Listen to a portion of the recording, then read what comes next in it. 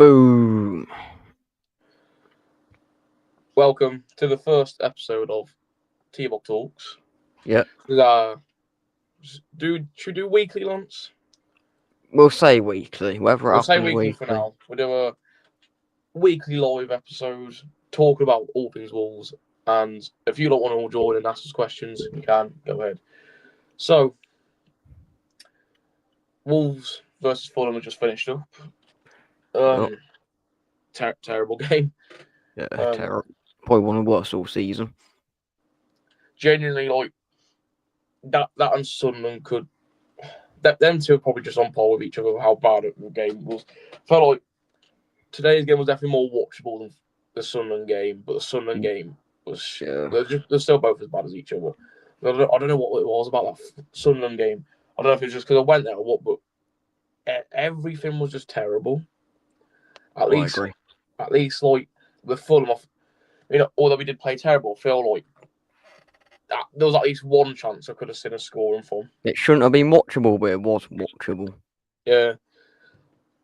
I feel like, the only chance I felt like we did have was when Lawson probably should have put in the back of the net.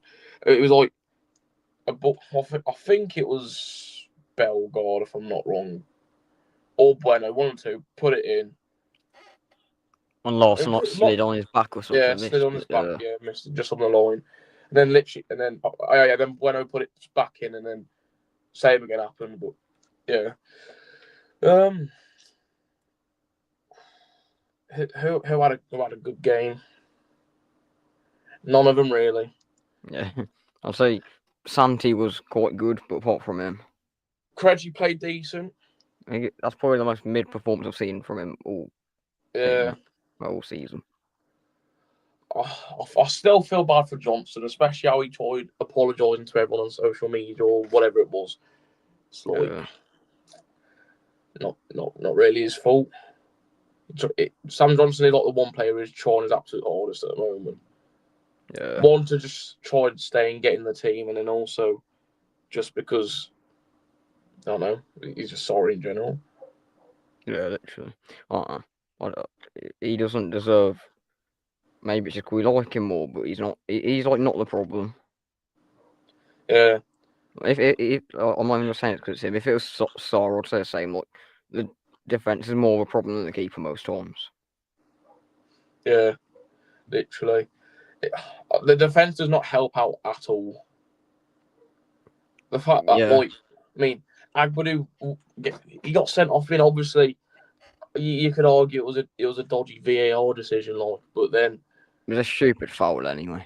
Yeah, and also when he gets sent off, you know the club's in a bad situation when he's walking off the pitch smiling. I know that's like, I know like he was probably annoyed inside and like what more can he do? But like I think smiling's just taking the mick a bit. Yeah. So like we're losing as it is. He's just got sent off and he's walking off the pitch with a smile on his face. It's like, suppose he could have been laughing at the officiating maybe because it was terrible, but probably it's just not a good look to be smiling after getting sent off. Yeah. It's like, thing is, it's like he shouldn't have been sent off, but if it wasn't handball, then it was a stupid foul and he would have got sent off. So it changes nothing. Yeah. It's still his fault. It's not like he made a bad tackle because he knew it'd get ruled out and it was a handball. He made a stupid tackle. But he's rubbish anyway. He's been terrible all season. I don't know what's happened to him. Yeah, he's gone from being basically a player who saved our season all of last year. He probably was up there for player of the season for us last year to just probably being the worst. Yeah, he's... you could argue he's worse than Hwang, and he's like... he's consistent with how bad he is, but he's bad. But then the thing is, Totti's been just as bad, and he was really good last season. So maybe it's a problem with the tactics or whatever's going on, but he training and stuff. Because two defenders playing that bad, I don't know. It's weird. I'm not scary. He's not been far off either, to be fair. I've never rated him. We have our centre backs that play better, but we still concede goals the exact same way. Yeah. Down to tactics. I mean, tactics clearly aren't working. Also, what was it? I think you put it. You sent him on Instagram earlier. It was you said Vitor complaining about the tactics being bad. Yeah, he said, he's literally the one who's being paid to do the tactics. yeah, That's all it that has is to his do. job. It's literally You can't his say job. we're tactically bad. It should be I'm tactically bad. Yeah, literally. He should be taking full responsibility for bad tactics. Yeah, it's like Yeah, tactically, technically, and physically, we weren't good enough. I don't know why. We all need to take responsibility for this. Him saying we all need to take responsibility for this is stupid because it's just him. Maybe I'm just hating on him because it's him, but he is the problem. technically and physically, you definitely could say because the squad definitely isn't Premier League quality. But They are.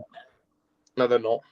Yeah, but then he could have had Harry Wilson today, and look what he did to us, and he turned him down. So it's like, Yeah, whose fault is it?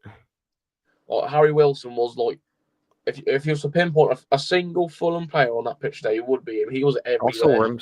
He was, yeah. Every time I saw a close up on a player, it's him. That's another thing though. Fulham are supposed to be a bad side in the Premier League, and look at them. They tore us to pieces. We had players like Kevin, Iwobi, Wilson, all these players that like I don't know that they are good players, but they're playing for a bad squad, and clearly they're not good enough to get a bigger move yet. And like, I know they just tore us apart. Even like players like Bassi and they have got like a really average squad, especially compared to ours last year, and they were ripping us apart. Yeah, literally. Just they're not a good Fulham side. They're worse they've been in years, and there's I don't know. Poke Wolf NZ. Hey boys, how you doing, mate? Yeah, it's like that football is so like you watch them. It is like nice to watch. Just how much you watch, how bad our football is. You look at a team like Fulham, them just passing, just running up the wing, just playing normal, simple football. It just looks nice. Yeah, it's just really simple. That's what like what's kind of I don't know. Maybe I was like enjoying today more. Well, it was more watchable because I think I was just quite enjoying watching Fulham because they actually were like playing. It's like simple, but like they like do like through balls that are like just they're not like outside the box and trying to catch them off guard or anything. It's just like they just kick the ball and they run for it. But like when it's us, we just can't seem to get through their defense at all. I know. It's like our football generally is just terrible. It's like really unwatchable. There's no tactic. There's no like plan. There's nothing visible like to. I don't. It's a hard one. That is just the definition of bottom of the league football. You see it with Southampton, you see it with all these other teams who go down every single year, who finish rock bottom. Their football is just unwatchable. It's purely terrible, and there's such a like even look at West. They're such a mismanaged club, and their football's just as bad as ours almost. I don't know. Yeah, literally. Watching from New Zealand. Fair play. What time is it? Fair enough. How did you think of the match anyway? Yeah. From New Zealand. Vitor out tonight, horrendous starting lineup. Yeah. Let's see what happens. I couldn't agree more, mate. But like as soon as I saw that lineup, I just knew it's like it's just terrible. Nothing more to say really. It was just terrible. I felt like I had a hot take, and I mean we were speaking about it with Finn in the group chat earlier. It's like I feel like Andre. Everyone's having to go with the no Andre Gomez shout, but I feel like you could have worked around it. I feel like it wasn't the worst shout. I feel like the worst shout on the team sheet was Hoover, Arias and Larson, and Totti Agbadu. And well, we had Totti Agbadu. If you would have played Lopez and Tolu instead of Arias and Larson, because them two alone, they just felt like wasted positions and just no one. And then you had Totti Agbadu, or doing no look defending or just whatever they're doing. And then you've got Hoover. I mean, arguably, he's not even terrible. Horrendous. He's just like, did you see earlier when he just blasted the ball for no reason? There's absolutely no need. He just like And when he doesn't put a solid effort in. I don't know. He's Johnson tried calling for it as well. Tried claiming the ball, but who Johnson tried kept to leave, talking and with he him. went Yeah, headed it out for a corner. I feel like, I mean, realistically, he was never going to be able to catch it or anything. So I feel like it's a goalkeeper's job, and he should have left him to it. But yeah. I know, Hoover it's kept just getting bad dribbled decision around, making. and I don't think he wasn't putting full effort in. It's like he was like I remember someone put a through ball up the pitch and he was making a run, and it's just like every other player. They just go backwards for no reason. It's like stupid. Yeah. But yeah, Hoover, he's not like a pinpointed problem. Like I wouldn't say he's why we're 20th. It's just like he's not. He shouldn't be in the team. Hoover was horrendous. Yeah. It is just one of them players. It's like what I don't know why you'd ever really pick him in a starting 11 unless they've actually done something impressive. He's all right as a literal like last minute backup. Like you've got no like Doc's injured, Chachua's injured. You've got no one getting him on. It's just that's the only excuse he's got. Though is that we had the midweek game with the cup because we're saying like, oh, I should have played Wolf, should have played Tolu, but Tolu's not fully fit still. Wolf is probably tired because he was running up and down all game. So like that is his excuses that players weren't fit enough for this game, so he has literally had to swap back to the other team. It's just I feel like he's if I was him and I was probably going to get sacked if you lost. I'm not gonna think about the long term players injuries and whatever because I'll just play them. Just keep your job, mate. Because really, it's like when we play Football Manager. Yeah, I mean it's not a good representation really. But if we're going into a game with it's like a crucial game, even if it's for us to get sacked or just it's a big game in general, you would just put out a solid line, probably one of your best, wouldn't you? Or realistically, you'd put your best squad out. You'd put all your thoughts in your head and all your tactics into it. You'd try to put everything into that game, but for some reason he just could. Even I know like games like Burnley and Chelsea like, in the midweek, all these mistakes and issues. I know. He just doesn't learn from his mistakes. Never changes anything up. He kind of just makes it worse, if anything. Yeah. Oh, big comment from Wolfpack. Pretty cool. Quite big fans, to be fair. But thank you for the support and comment. Yeah, today was dreadful. Today was absolutely dreadful. To be fair, we have been saying it all week with Vitor as well. We knew he was going to be here for Fulham. As soon as that Burnley game finished, me and you, we was on the logical side. He was, realistically, we're never getting a backup in time between Burnley and Chelsea, between Chelsea and now. So, unless you want to risk maybe not getting a replacement between now and Chelsea, maybe keep him in. But, I know, for me, I'd still give him till Chelsea, just for literally that one. I mean, we will probably lose it anyway, but I feel like it's worth having a manager there anyway, because after Chelsea it's international break, so that gives you like a 2-week period to. Realistically, between now and the end of the international break, you should be looking for a new manager, and I know until the meantime you've still got Vitor there for Chelsea. I suppose I don't know. Yeah, literally. I don't know if my logic is right, but I don't know. I feel like. Yeah, well, yeah. It's like I don't know if we said it on a video. I feel like we might have said it in a preview. I might have been just speaking to each other, but I'm surprised there's not been more rumours of us looking at managers. Like remember when O'Neill was thinking about getting sacked? We got like Ollie and Potter, whoever was in there. We had got a lot of options, but it's either they're not looking or they're trying to keep it like discreet, or they might be looking, but they don't want to put pressure on Vitor because they're so. That's the thing I was going to say. Because realistically, if it's out publicly, you're looking for a manager, and the manager knows they can get replaced because they're looking for a new manager. Surely the managers will want to go out and impress so they can keep their job. It's like one of them things. It's like why I know that they do try to keep it secret all the time. Kind of like even when we haven't got a manager, we leave until we actually bring him in. At least with other people, kind of do have like the links there, but like with us, there's nothing. Yeah, it's like the only thing I've seen is that one about Tbog, which I don't know if I believe, but I mean, we said it the other day. I would be more than happy with him. It's just whether it's real.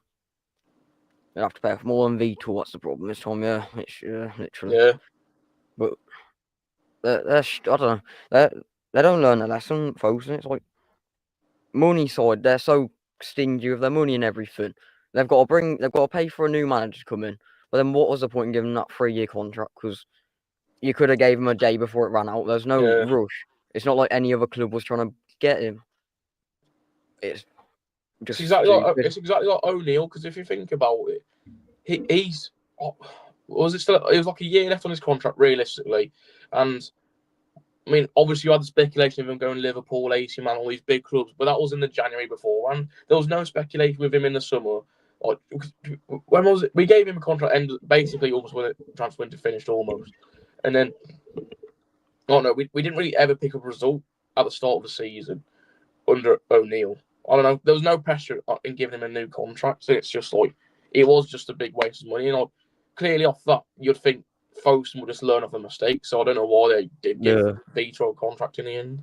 The thing is, like, O'Neill's one is almost more reasonable than Vito's, because O'Neill was before the season started, and I was before we were like absolutely dreadful. Because obviously the end of the 2023 season was quite bad, but it's like there was no pressure to give him a contract, but there was like potential that he could have had a good season going into it, because that's still when we thought was going to get Europe. But this year they gave it to him whilst we are doing bad.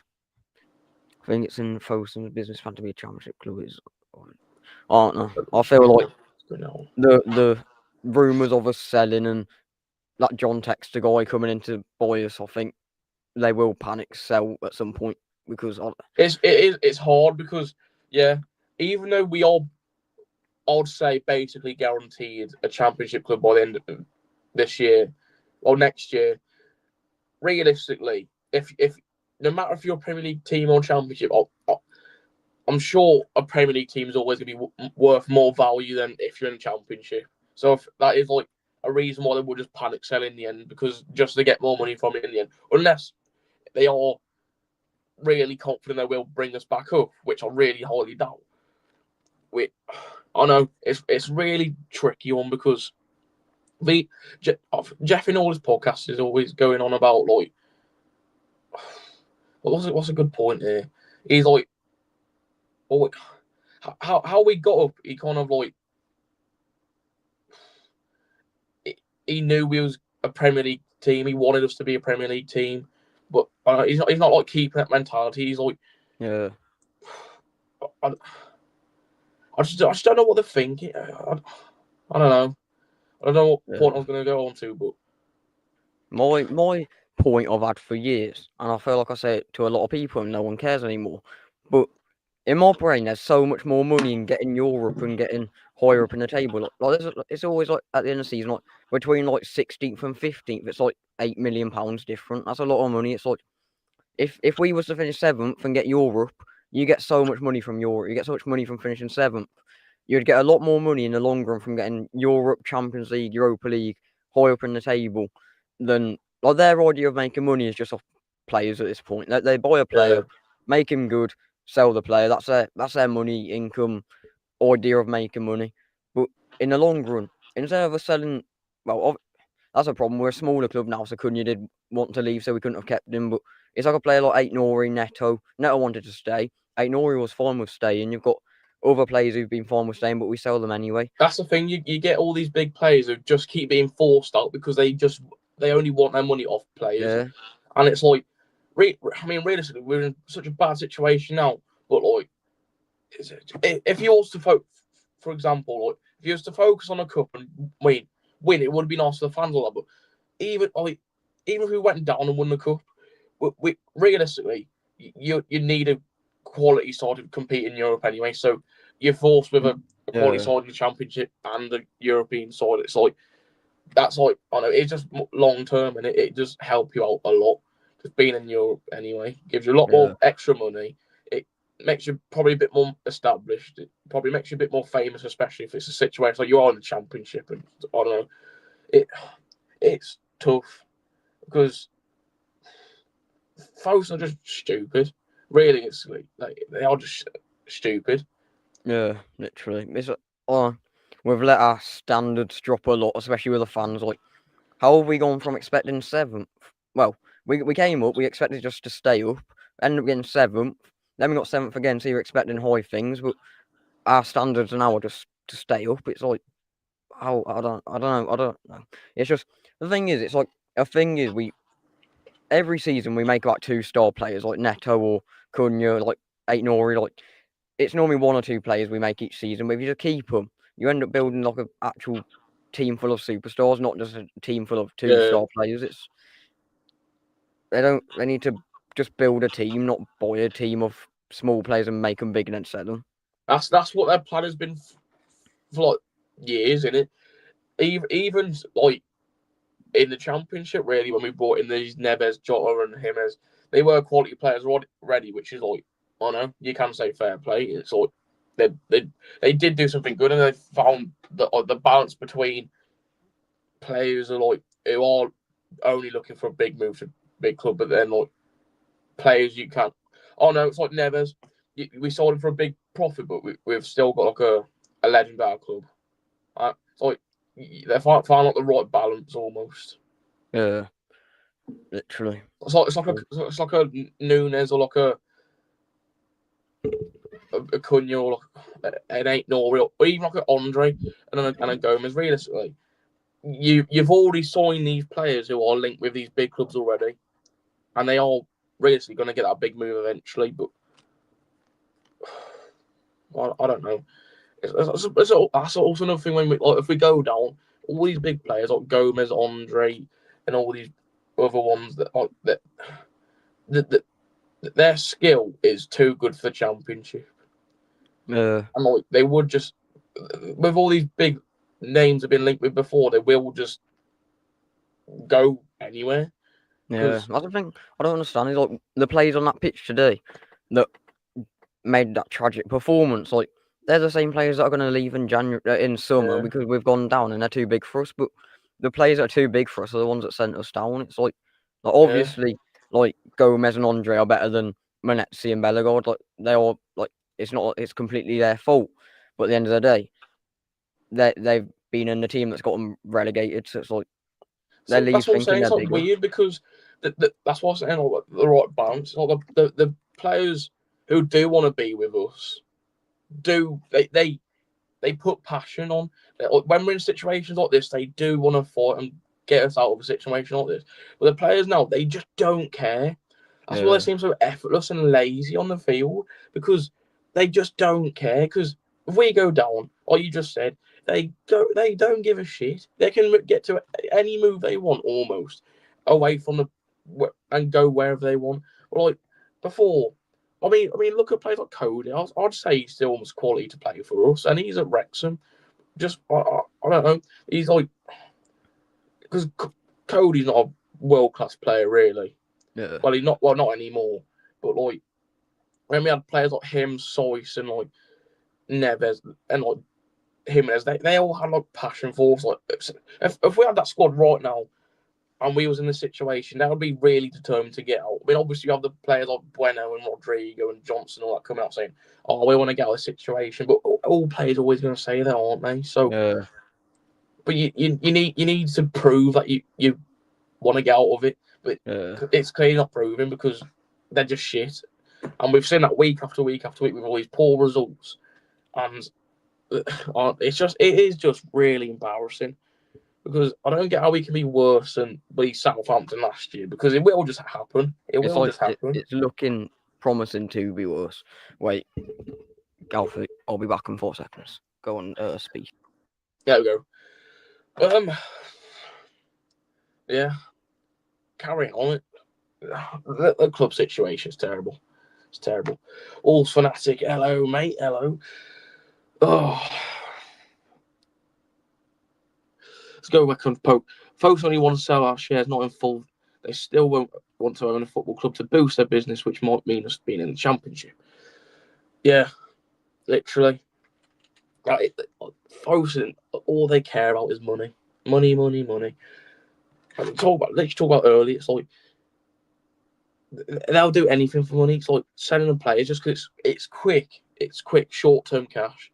Realistically, like I say, I love Cunha and 8-0 where you're not getting all that money instantly, are you?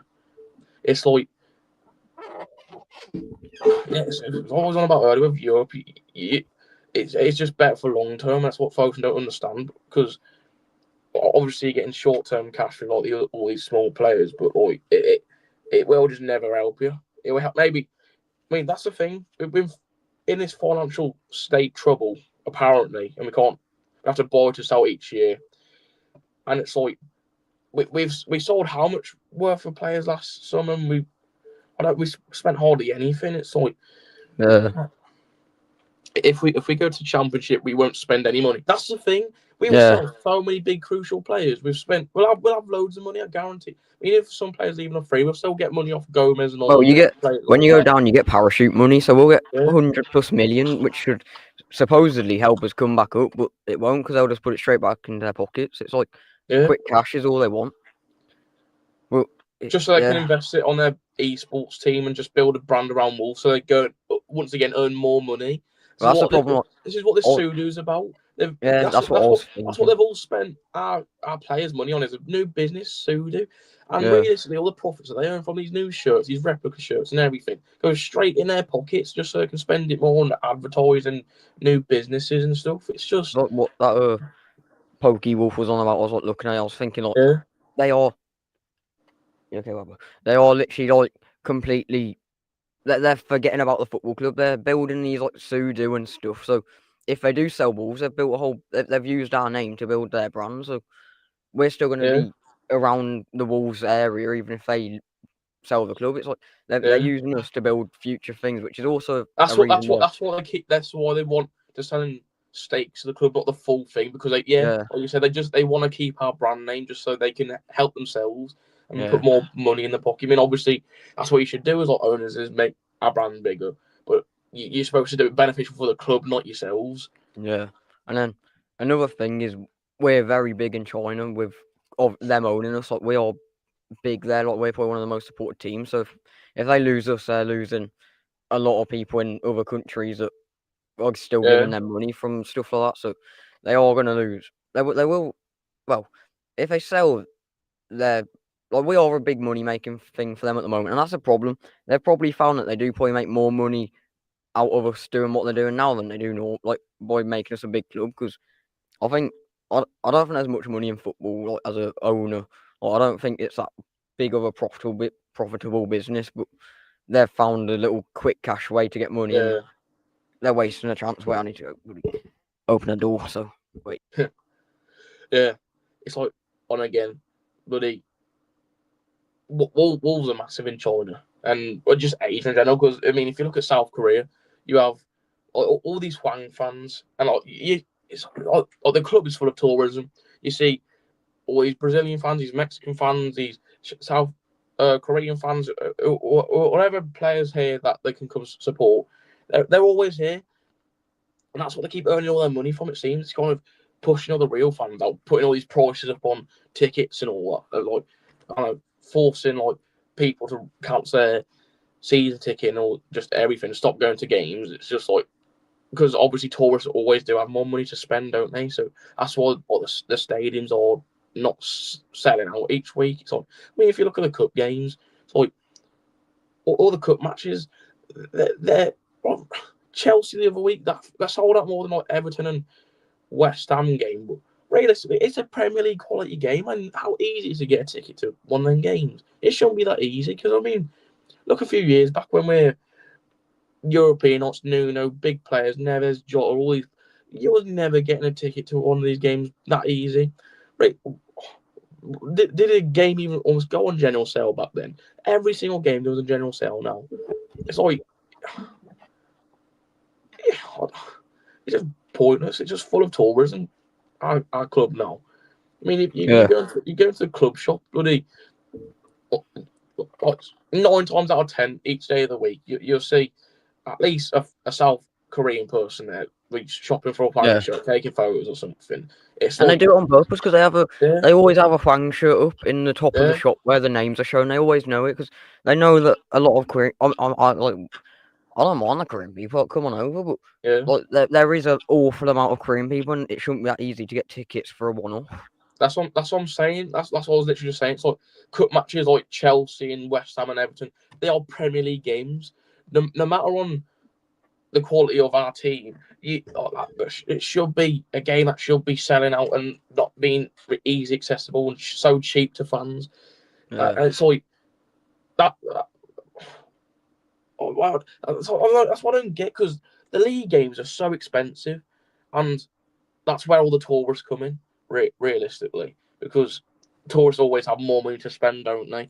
But then when it comes to a cup match, when it's the cheapest, well, that's another thing about the fans almost as well. They always complain about prices, but then as soon as it comes to like a cheaper game, they don't want to go. Yeah, literally. And then if something in the shop gets made cheaper, like 50% off every week, it's like they're complaining. Like you're moaning about the prices, it gets made cheaper and you're moaning. That's the only downside about fans, is like they always seem to have something to moan about. Yeah. You go on Twitter, you go on Facebook, you go on TikTok, you go on anything. They always have anything to moan about. I suppose that's just social media in general, but you can't do something perfect in that club. Or six in a row, you at least still have that old guy going, oh, Vitor out, he's not doing good enough. Or, They're only the bottom 6 in the league, so it's not actually impressive. There's always they're going to lose in the next few games, so it doesn't count. Yeah. Well, There's always someone. I had a good point in my head. I forgot what it was. it was about guys' comment, I think. No, I forgot. I had it. Have you said hello to Wolves Fanatic? Yeah. Big up. What was I gonna say? I had a good point. Not quite sure. Hmm. I mean, realistically, it's not. Oh yeah. Yeah, go on. When I used to go to games like Europa League time and I didn't have a season ticket, like I mean I've only had a season ticket 2 years, but it wasn't that hard recently. But when I first had a season ticket, I remember it would be like Tottenham at home, and I couldn't. I remember it'd take like the last day to get a ticket. Like I'd be a member and all that. That was like when they had the loyalty point program, and I would have quite a lot of loyalty points. And I remember there would be points. I really remember I couldn't get tickets for Tottenham, and I got tickets literally on the day of the game, and it was like it wasn't easy to get tickets back then. This is what I was saying. Just it's like now every game goes to general sale, because like beforehand, like it never did. It was like impossible to get tickets beforehand. Your new dog could buy a ticket if he was born last night. Yeah. Anyone can get a ticket. It's stupid. But yeah. Yeah, it just shows the levels of our club at the moment and the state we're actually in, because no one wants to go to games anymore. No one. I don't even want. I don't look forward to matches anymore. I don't want to watch this. I'll still watch it. It genuinely frustrates me to think that as a Wolves, like today, our Wolves playing tonight. Oh, for fuck's sake, my weekend's ruined again. It's like mate, against Burnley the other week, I felt so physically depressed after that game. It was bad. I've genuinely never been so almost so angry and disappointed in a team in my whole life. Literally. No matter how bad it got last year, I've never felt that way. This year, it's just you just can't see anything coming from it in the end. At least last year, there was just the only problem really was the defense, and we were just unlucky.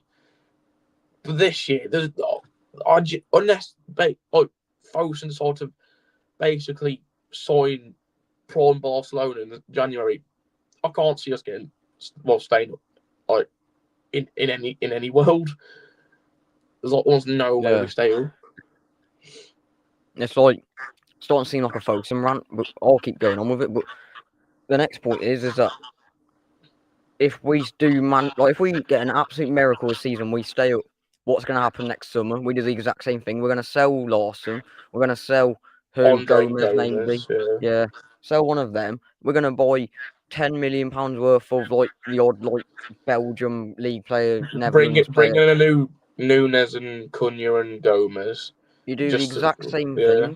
It's a rinse and repeat. What's the point? That's why it is inevitable this season to go down, because we've basically just been waiting for it for the last 3 years, because they've had 3 times to learn their lesson, and they've not learned their lesson. So it's like they almost deserve to go down. It's just a sad fact that the fans have to go through it with them. Yeah. I mean, touching on just recent form,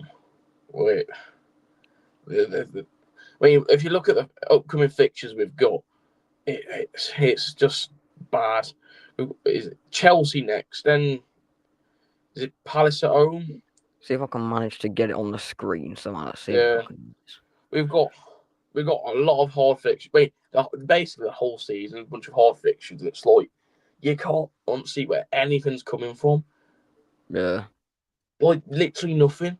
Even if we do bring a new manager, the team genuinely is not good enough. It's not good enough for the Prem.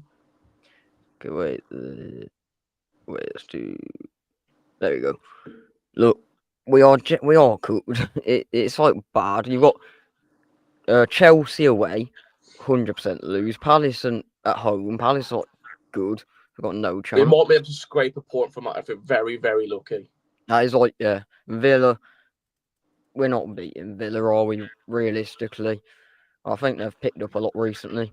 And then Forest. That's probably our best chance, surprisingly. To be fair. Yeah, considering they were so good last year, I know they haven't just been poor this year, so I feel like we might have a chance. United. I mean, there's always a chance for United at home, really, but yeah, I'd say them two are probably our genuine not best chances. To be fair, Forest and United, because Forest are terrible. Maybe Brentford, yeah.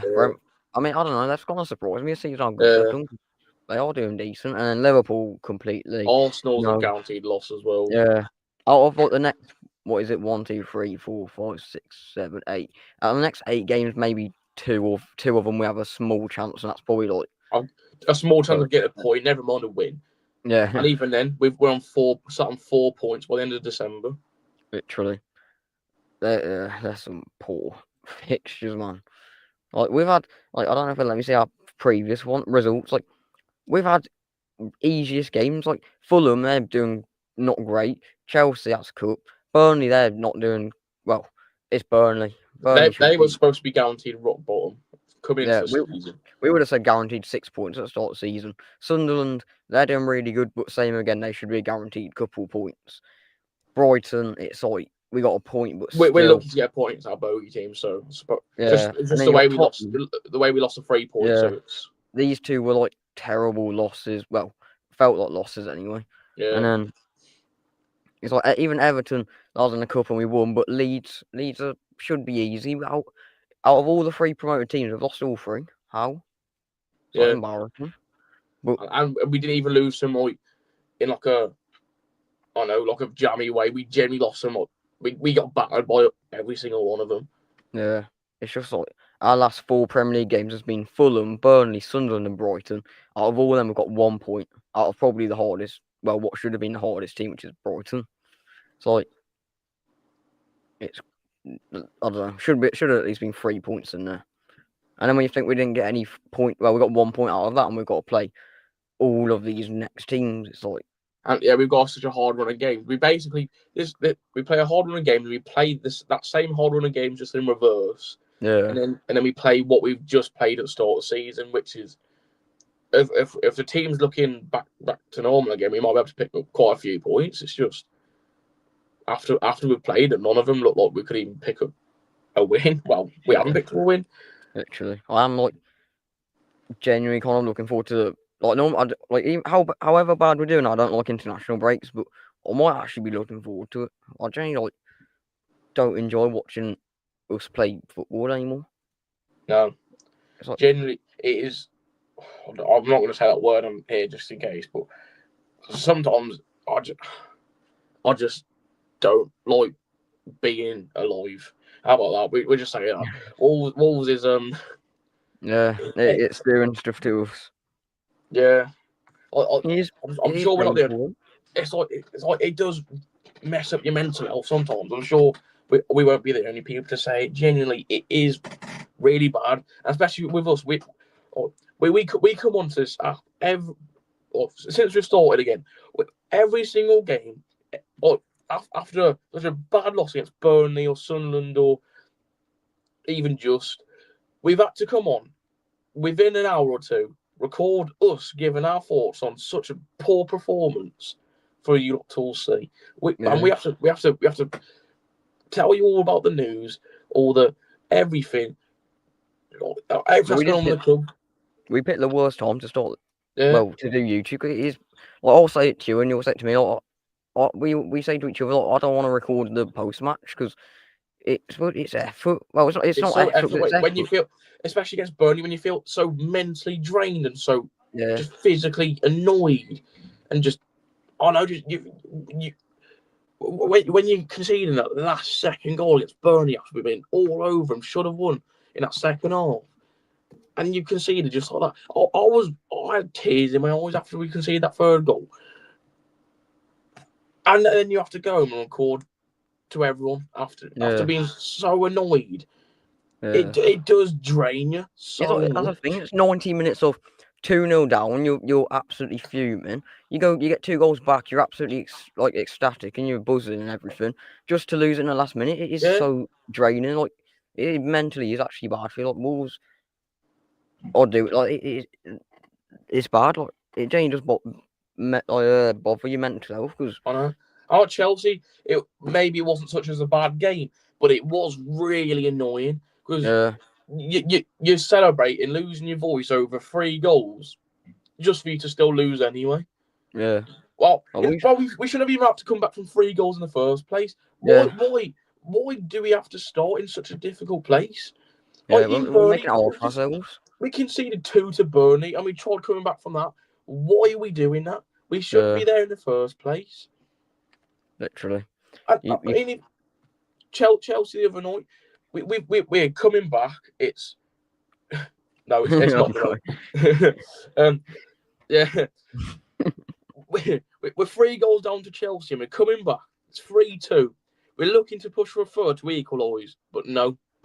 The defence wants to just keep the old Chelsea team really open, just score a fourth. And then, I mean, obviously we scored straight away afterwards, but that's not the point. That's not the point. You don't just. It's not a game about who can score who can score the most. You need to defend and keep the ball and do everything. It is just draining. It does fuck you up sometimes, and it's like bad.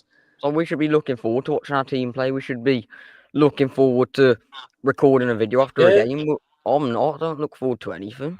Oh, that's the thing.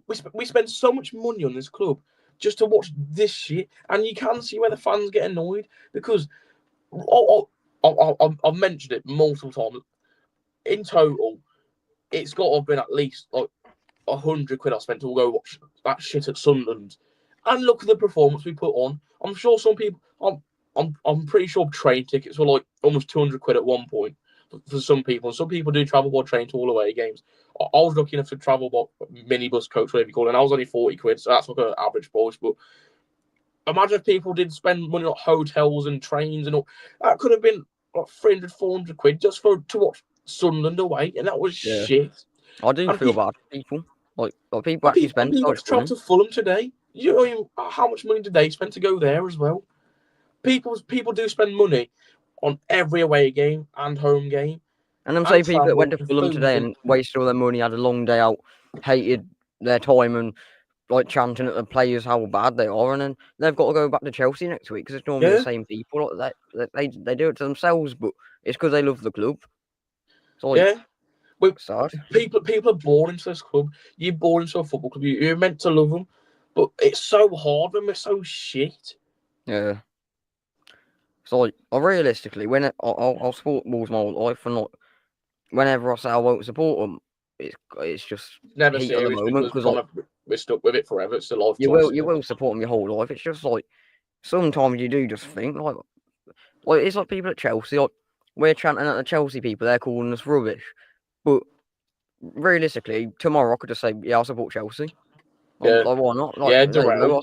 There you go. I'll support Chelsea. Yeah, Darrell, I'll support United. It's like people saying we're bad and hating on us, but we could pick our club. We just are loyal. Yeah. It's like, yeah, I don't know. It's really hard to get your expressions out when we're in such a bad situation. Yeah. It's like the first time as us, because we're younger, and most of you watching, you probably will know that just by looking at us. I did go to a few League One and bloody Championship matches and that, but I was too young to even really know what's going on. But like, this is our first actual time experiencing a relegation. Yeah. Like, so it's quite hard for us to take. So, especially after being an established Premier League team for 8 years, Yeah. and we've only really experienced good times almost, except from the past 3 years. And it's like it, and knowing we basically are guaranteed to go down this year, it is just really tough to take.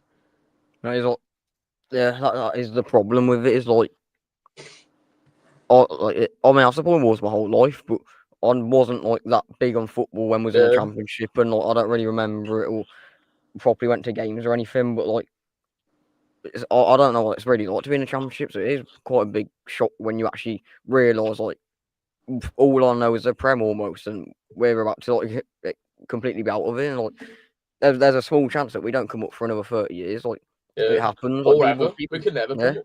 You never know. People go down, people never come back up. It's like, hopefully we do go down and we do come straight back up, but there's a small chance. Well, there's a decent chance of it, but there is a small chance that we don't come up again for another ages or whatever. I mean, it sounds like we're being petty, and it's just like, all clubs do this. It's like, it's like teams like West Brom and Norwich and all that. They don't stay in the club. They don't stay in the Prem for 8 years and go down or whatever. They stay in just for 1 year and go down. It's like we're in such a different situation to almost anyone. We were so good, like under Nuno, and I know, like I was saying, it's like we've only really experienced good times. Now we're on just such a really fast decline. It's like, I don't know. Yeah. Or realistically, it's like we mentioned how football's changed as well. It's like all our players will just not want to be here in the Championship. So, will we reinvest? I doubt it. And then 2, will we come back up? Maybe. And if we do come back up, do we stay in the Prem again? Who knows? Because, I mean, obviously this year's proven it a lot. That's not, but like, the Championship gap between the Premier League is too big. Yeah. It's just clubs like Sunderland. They invest well, and they've done it really well. That's why they're so good. But with our owners at the moment, you can't see it happening if we was to come back up. I don't know. It feels like we've been in the club. We've been in like Luton came up. Like Darrell said, like, they came up and then they went down and they're down again. But then they weren't a big club in the first place. Let's be honest. They were non-league like 10 years ago. Like, they should be more grateful of being in the Prem than like annoyed at the fact they've gone down. Back to there. Like, it's a shock that there's not a shock they're in League One. It's a shock they were in the Prem. But with us, it's like we almost should be in the Prem. We are a big club, and like, well, realistically, we are one of the biggest clubs in the country. So we've got every right to be annoyed about the owners not treating us right. It's like we've been in the Prem for ages. Well, for a while now. But think about Leicester. They won the Prem 10 years ago, and look at them. They went down, came back up, gone down again. Like, it's not like they've been in the Prem for ages. They go down, they came straight back up, yeah, but then they've gone down again. Like, they're not established Prem team anymore. Like, you have to build your whole, like, you literally refresh pretty much. I mean, even with Leicester, yeah, you can be not the Championship club now, and they've won the Prem 10 years ago. But even still, they came up and then stayed there for a few years again, and then they won. Was it the FA Cup? I mean, 2020. 2020 or 2021, whatever it was. They still win trophies. Yeah. And we just don't. They've accomplished everything I could really ask for a football club. To be fair, I just want my whole dream in life and my football supporting journey, whatever you want to call it. One trophy. I just want to celebrate one trophy and just see what it's like for us to win. One major trophy, because Championship, it will just feel, considering we all celebrated it like 7-8 years ago, it will just feel dead to celebrate after we were so good recently. It'll almost feel embarrassing, pathetic to celebrate it, but before, like, that was like absolutely it's a good achievement, because we hadn't been there for a while, and just considering how bad we was, we had every right to celebrate it. But now, it almost just feels really embarrassing to celebrate it. Yeah. I mean, as much as you want to say maybe the Carabao Cup isn't a major trophy, but I'll take that any day of the week. only people that basically complain about the Carabao Cup is the top 6 clubs that don't win it each season. They don't win it each year. Carabao Cup is the same as the FA Cup, if not, well, it's the exact same. It's harder because it's only the top clubs. Only the EFL pyramid, isn't it? Like, there's a chance that I don't know, really, who FA Cup really. Bournemouth would make it to the final. Yeah, not non-league time. Side could get anywhere in it, but yeah, Carabao Cup. I don't know. That's something I don't get. It's the exact same as it's the FA Cup, just with a different name and just a little bit less glaze because it's probably not as historic, but it's the exact same trophy. No, I'd happy. That's the thing. If you was to beat, like, say you was in the final last year, yeah, and say it wasn't a Carabao. It was United versus Newcastle, yeah. Say you was to have lost it, you would have just said, "Oh, it's a Mickey Mouse trophy." You didn't care about it anyway. But if you won it, you would say it's the best thing ever. Yeah, it's like yeah. Whoever wins it, like they celebrate it like they would with any other trophy. Like it is just the odd person that will say that doesn't win it says it's Mickey Mouse trophy, which I don't believe. Nabil, big Nabil. You love to see Nabil in the chat. Hello, Nabil.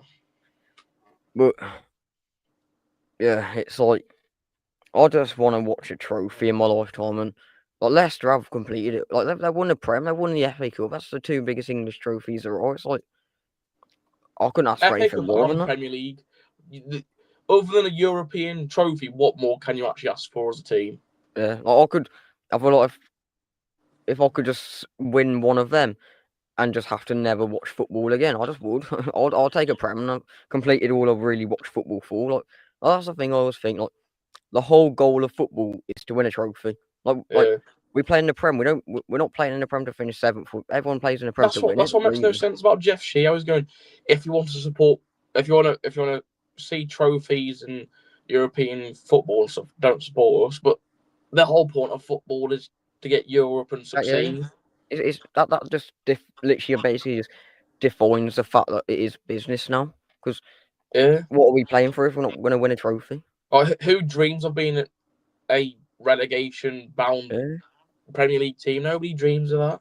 And that thing is that is like the most rage-rating email thing ever, whatever it was. But to say if you want to whatever it was, but if you want to win trophies, Wolves aren't a club for you. People are born into the club. We don't just pick this club. It's not like we're just Americans that came over and thought, oh yeah, we'll just pick Wolves because I want to win a trophy. You can't just tell us to support a different club. League Cup is important and worth celebrating. It is, yeah. I mean, FA Cup is better, but League Cup is still just as good. Yeah. So we need owners who understand football, because even Jeff Shee said when he first joined, he didn't understand football. He only really ever heard of us because he played the game Football Manager before. Yeah. You need an owner who understands football. Because realistically, could you get a worse owner with a mentality thinking, basically, we're never going to achieve anything in the rest of our life? Yeah. Who in the right one even just thinks of that? I don't know. But what even if you was just thinking in your head, who publicly tells the fans that? What kind of owner does that other than Jeff Shee? Yeah. Literally. That's just the thing that annoys me, Jeff Shee. He was like one of the most really aspiring directors or whatever he is. Yeah. Because he was like he had his ambitions. He wanted us to win a Champions League or something, whatever he was on about. Like, and we got into an FA Cup semi-final in our second year under Nuno.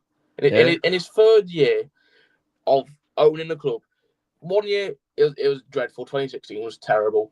2017 we got promoted back to the Premier League with a world-class manager and world-class players. First season in the Premier League, you get an FA Cup semi-final and you qualify for the Europa League. Yeah. And the 3rd, you get to the quarter-finals and you finished 7th for the 2nd year in a row. That is unreal. That's genuinely, you couldn't ask for much more. And ever since then, it's only gone downhill, which I don't understand. Yeah, I don't know. I think it was just that one bad season in 2020, which compared to now, it wasn't even bad. We finished 13th or something, but first we shouldn't have sat Nuno. Second, it was just injuries, and third, that is kind of they just gave up since then. It's like stupid. Your situation kind of reminds me of your least favourite club, West Brom. Both are selling clubs and your owners are doing nothing. I mean, even Villa, this is what they went through like a couple of years ago, but look at them now, but we won't get to what they are now because we have no ambition. It's just, I think it's not too late. There is time to save us before it is too late. Like, we're still early in the season. We can still stay up and we can still... We're only got 10 games into the season. We've got so many more games to play because the season isn't over at Christmas. It's over. It's over on the last game of the season. Like, we can literally... Like, we could stay up, invest next year. We could be in Europe in two seasons. We could finish 6th or something. Like, it isn't too late. It just... It's not impossible. It's too late. It's really not impossible. You just need a set of owners who are just do have ambition and want to get somewhere with the club. We just it doesn't seem like it ever now. I just can't imagine it ever happening. Literally. So, literally. I don't know. The season isn't over, and like you can't like. We should be thinking like, oh, there's so long left, we can stay up, but no one cares, and no one has any hope. No one has any faith in our club because we just know the owners are not going to bother. And it's like feels like a 60-minute rant about the owners, but it's like that's the whole reason why we're in this problem at the point. At this moment, the reason why we're so bad is all down to the owners. Like short term, it's not, but long term, like the whole past few years, it is all down to them. Would you have accepted Texas' offer if you're given a choice? No. No. No. Short answer, no. Yeah. Really, he's apparently John Textor has been in a lot of financial trouble and just legal trouble with loads of different clubs and stuff he's owned. Apparently, he was part of the reason why Palace didn't get into Europa League last year or this year, whatever you say. It's like, and he's still got ongoing troubles with like Bruno Lage and Botafogo and Leon not meeting financial stuff. That's why they got relegated and stuff. So I don't know, but I feel like even if you are offered a lot of money, if you're going to get someone who probably will end up being worse than Fosun, it's not worth it. Even if they're just about the same. If they're just about the same, there's just no point in it. It's like he just seems to have an ambition short term, because that's what he did with like Botafogo and all these other teams. He kind of gave him a bit of a boost for like a year or two, but now he's in all this legal trouble and all stuff.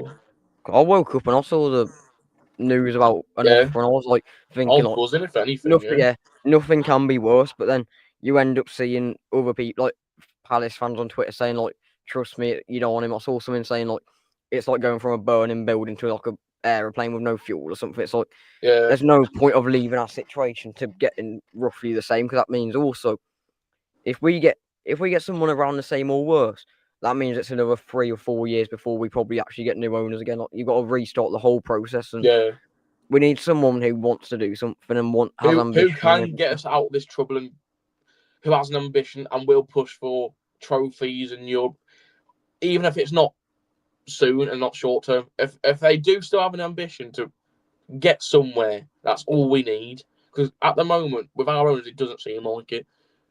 Yeah. I don't like football anymore. Wolves fanatic, completely agree. None of us do. But we still support it and go to the games every week. Not heard good news about Textor, Botafogo and Palace, especially. With the owners, we have... Yeah. It feels I'd accept any offer, but this Textor guy seems dodgy. Yeah. Perfectly. That's everything about it. It's like... There's... And the other thing with him is he didn't want to pay... I think he paid in shares with he wanted to, like, share... Whatever. I don't know what it was. He wanted to do shares in like 200 million, but all of that says he doesn't have enough money to actually like fully, or like he doesn't have enough money to want to fully cash out, and that means he won't invest. Yeah. All that just means there's something dodgy about him. I just don't want him.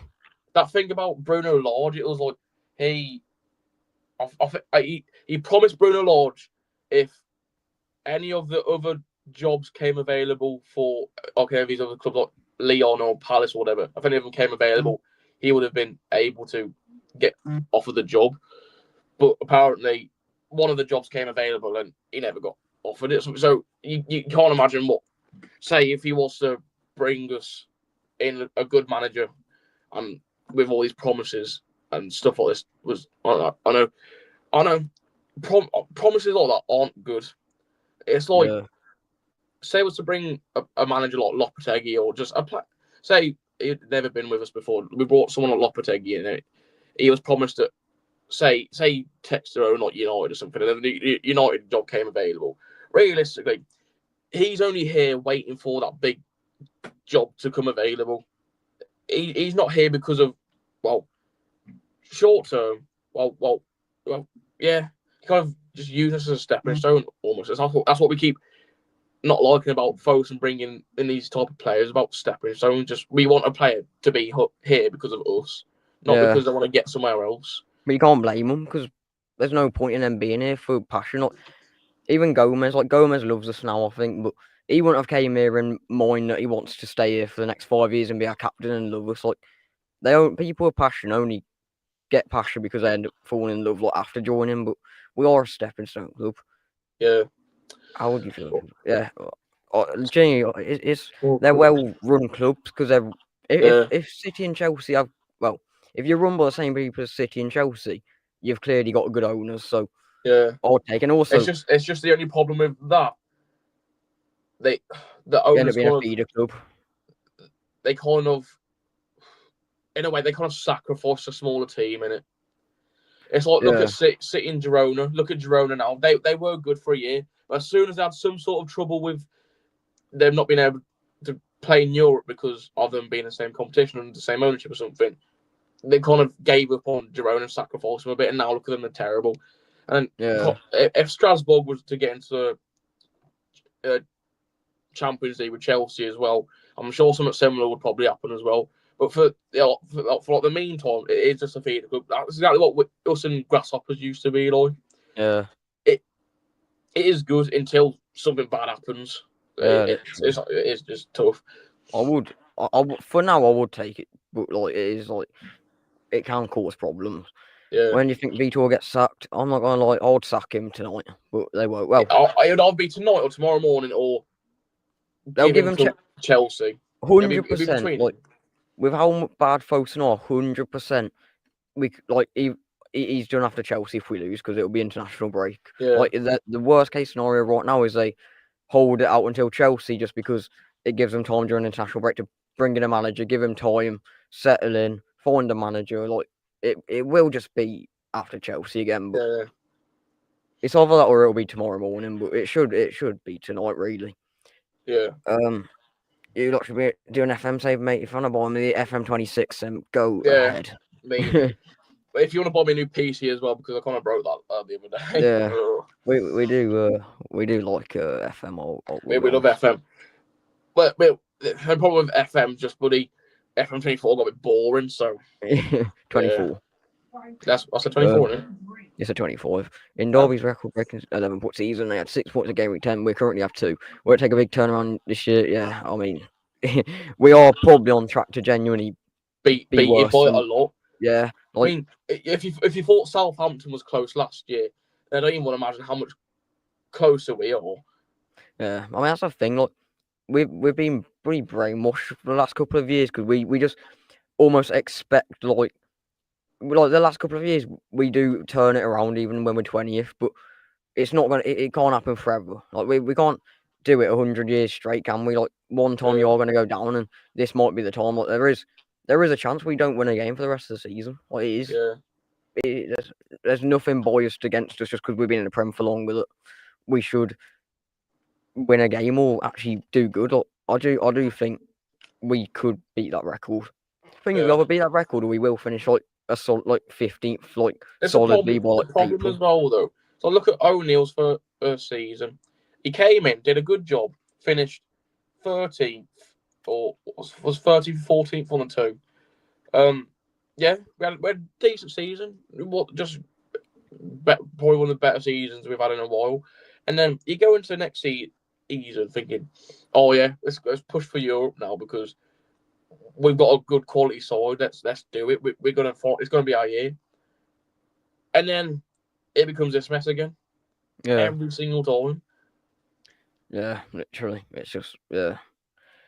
Do you have any potential replacements? I'm assuming manager situation, and I don't think so. To be fair, there's been one single rumor with Tbog, but and it was posted on one account, and no Wolves news account have reposted it, so which it probably doesn't means seem it's reliable. unreliable. But yeah, I would more than happily take Tbog, but I don't believe it. And then, I mean, the other options are like I've got a list on notes if I can find it quickly because these for my video. But there are Brendan some Rodgers is a good decent name. options. Yeah, he is probably a high option like up there. Wait, have I got? Okay, well on this, this is like not everyone available, but this is who I got on my list for my videos: Southgate, Xavi, Thiago Motta, Postecoglou, Tbog, Terzic, O'Neill, Mancini, Allardyce, Bruno Lage, Hutter, and Van Nistelrooy. Yeah, that's the thing. Well, you've got big names there, but realistically, how many of them big names do want to come to us? Like Xavi's not coming. You've got Terzic, he's not coming. Like Hutter, I think we'd even struggle to get Hutter. He was the Monaco manager. Monaco, But I would.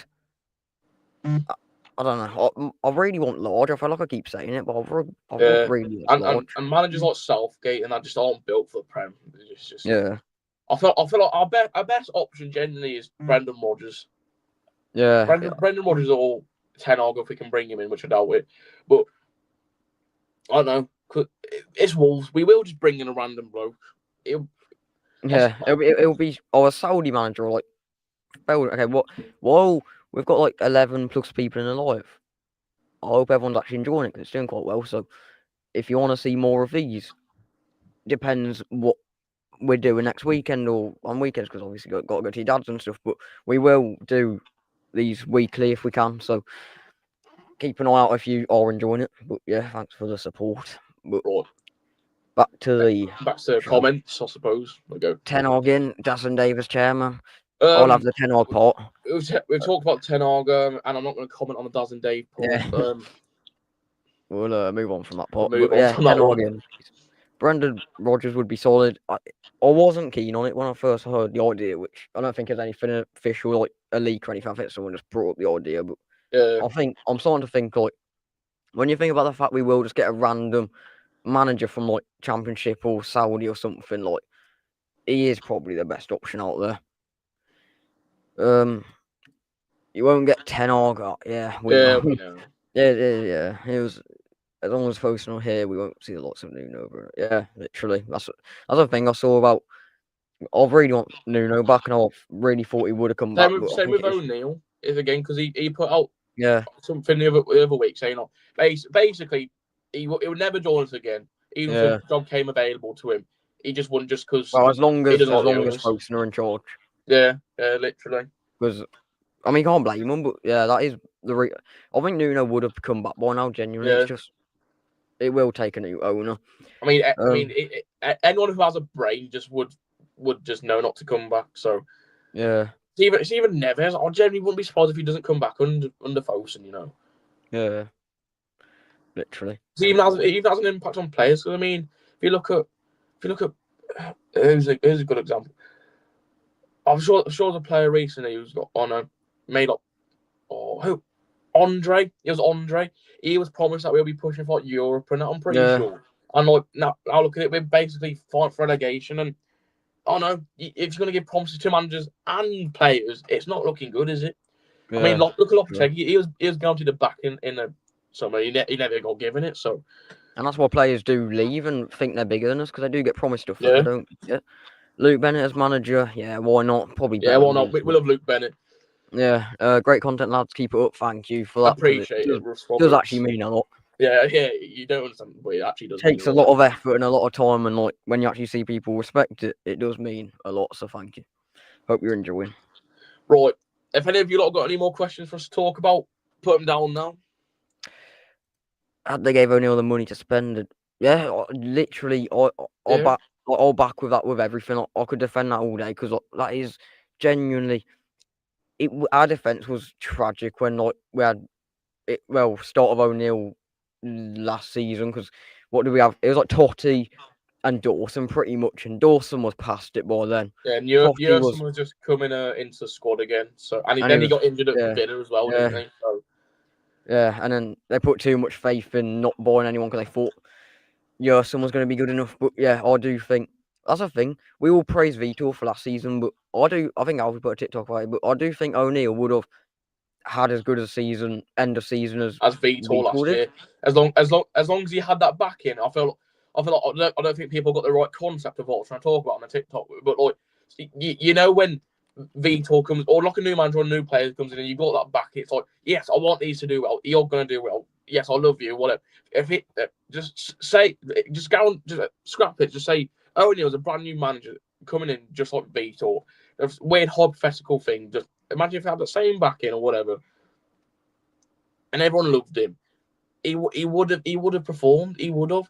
But it's like now when everyone's against the players and the manager and everyone, they're never going to be happy. It's quite hard for someone to kind of focus if the whole fan base is just constantly having a go at them and scream. It's just not good. Yeah, literally. That's why I don't think there's any saving the Vitor situation because it's going to take 6 wins in a row again for everyone to start loving him again. Because a win won't get everyone chanting his name at the end of the game. A win's not going to be good enough for that. So it will take a lot for him to ever come back. So it is just you need that new manager bounce. That's the thing. We've had the chances to get him a win. He just hasn't took them. So it's all down to him really now. Yeah. With O'Neill, there's excuses. It was down to the squad, but I feel like O'Neill genuinely couldn't have done much more. When you look at it now it's been a year to reflect on it. Genuinely, there was nothing he could have done. Like from that situation, we've calmed down and everything, and like you can kind of like have like a third person view of it and just look at it and like he got absolutely done by the owners. And that's why I did back him. Like I was like one of the only ones I quite felt a bit weird because like to the very end, he just like he had no help. Like there's nothing he could do, and he basically got done by the owners because they didn't spend any money on him. Well, for him in the summer, so it's like the owners get greedy because he kept us up that one season when like when was it 23-24 with O'Neill. We had good moments that season. We had Baggies away, and it was a great match. When we beat Tottenham, and then we was 8th on the table. We was looking to push for Europe, and then we as much as you don't want to talk about it, but we got to FA Cup quarterfinals. We had the chance to go to Europe. No, not Europe. Wembley. Yeah. Like we did have some good chances and good moments in that season. Just it was down to injuries, which is down to owners not backing him again. I think the injuries season, we had. Go on. Well, yeah, just the injuries we had the second half of the season. Threw it off completely. I think the problem, something that season that people don't remember is like we were called to go down that season. Like we had a great season with O'Neill, and like his job. I bet when they brought him in, his job was keep us up, and he ended up like beating that by a mile. But he did get he kept us up. He did quite well. So the owners thought, oh yeah, we'll just give him. We won't give him much money. He'll just work with what he's got, and he worked with what he's got, and he couldn't work with what he's got. So it's like, yeah.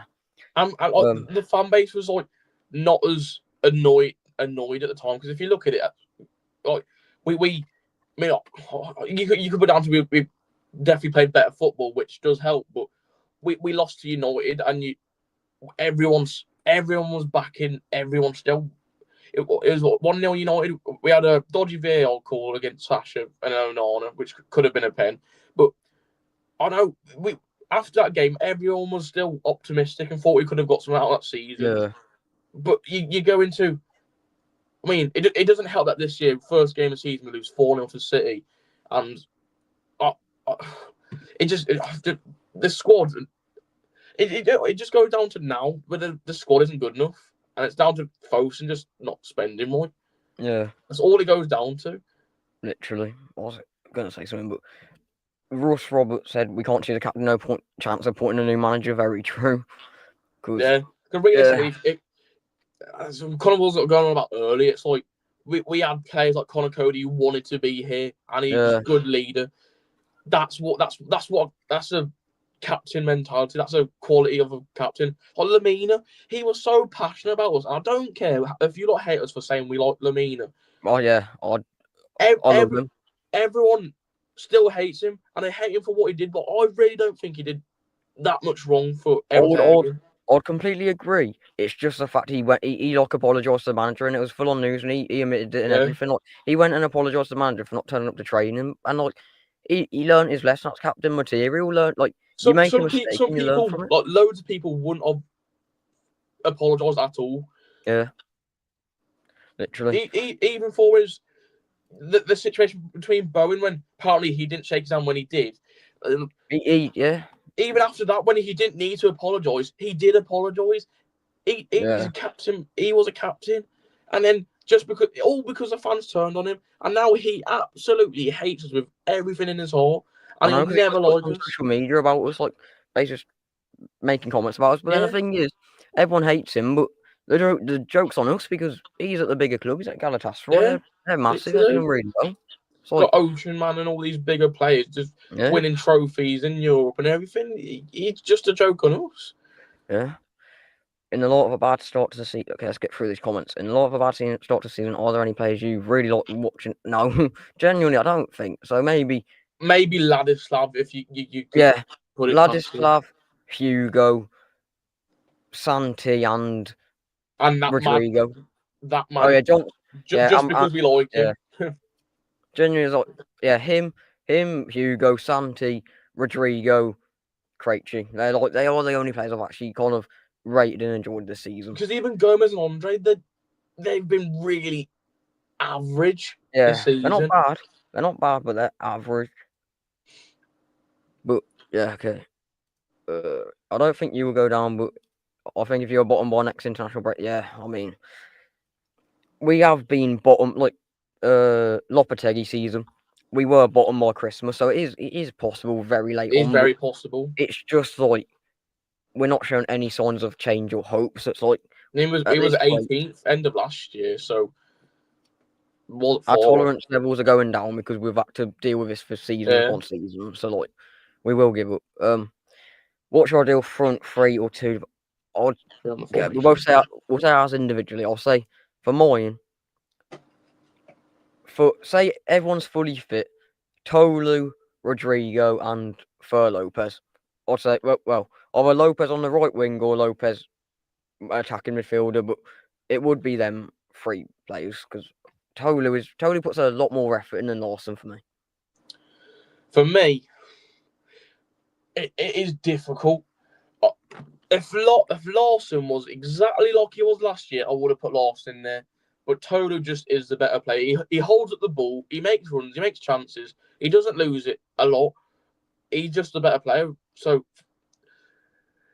I would go right now, if it was going into Chelsea, my front three, or just attacking side of the team, I would go Tolu, Lopez, Menezes probably. Menezes, when he plays, he doesn't seem like he does much. I do rate Menezes. I will give it. He's one of them players that I think does put more effort in and more. He does more than he gets back from the fans. He deserves more. It goes unnoticed. It goes noticed, but it goes really unnoticed at the same time as well. Yeah. Well, yeah. I mean, it's a fair choice, but yeah. If you're in charge of the income, would you still? Would you have sold? The problem with Cunha is the fact he didn't want to stay.